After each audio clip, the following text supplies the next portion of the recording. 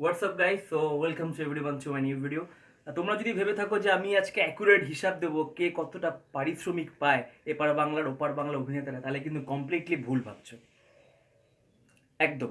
দেখুন, আমি কিছু ফ্যাক্টস তুলে ধরি আপনাদের কাছে। আমি থাম্বনেইলটা রেখেছি এর একটা মাত্র কারণে, যাতে আমি অডিয়েন্সকে বলতে পারি যে সঠিকটা কী। দেখুন, কোনো industry apart from Bollywood and south Indian film industry, Paschimbangla বা বাংলাদেশে যেহেতু আমাদের মার্কেটটা খুবই ছোট, আমাদের মাথায় রাখতে হবে এটা কিন্তু আমরা কিন্তু সব সিনেমা ওয়ার্ল্ড সিনেমাতে যায় না।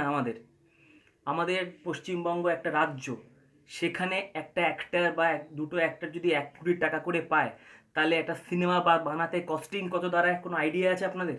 কম করে 7 থেকে 8 কোটি।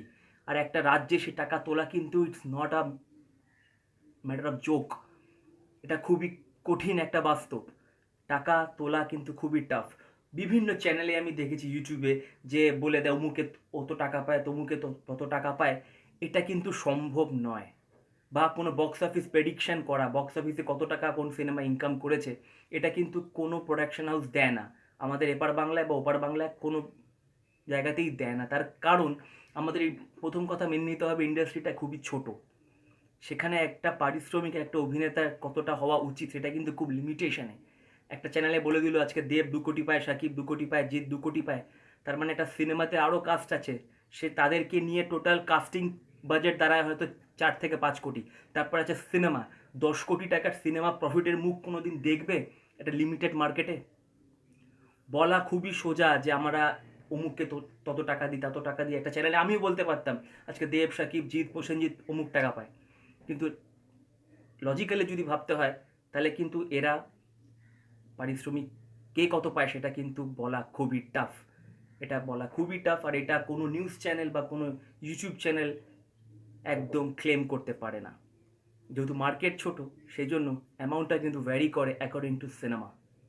এটা কিন্তু ফ্যাক্ট। আর অনেক অ্যাক্টাররা প্রফিট মার্জিন রাখে, সার্টেন প্রফিট পার্সেন্টেজ রাখে সিনেমার মাধ্যমে। এইভাবেই কিন্তু পারিশ্রমিক ঠিক করা হয়।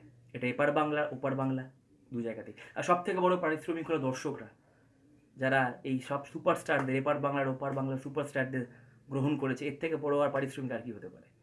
সো চ্যানেল, বাকি ইউটিউব চ্যানেলে যে যে বক্স অফিস প্রেডিকশান দেয় বা সিনেমার প্রেডিকশান দেয় বা পারিশ্রমিক প্রেডিকশান দেয়, সেগুলো কোনোটাই কিন্তু ঠিক নয়। আরে বাবা, প্রোডাকশন হাউসই তো দেয় না বক্স অফিসে কত কী কালেকশন হলো, তাহলে অমুকে কী করে বলে দিতে পারে? It's very tough. So guys, have fun, take care. নববর্ষের আগাম শুভেচ্ছা সবাইকে। সবাই ভালো থাকবেন, সবাইকে ভালো রাখবেন।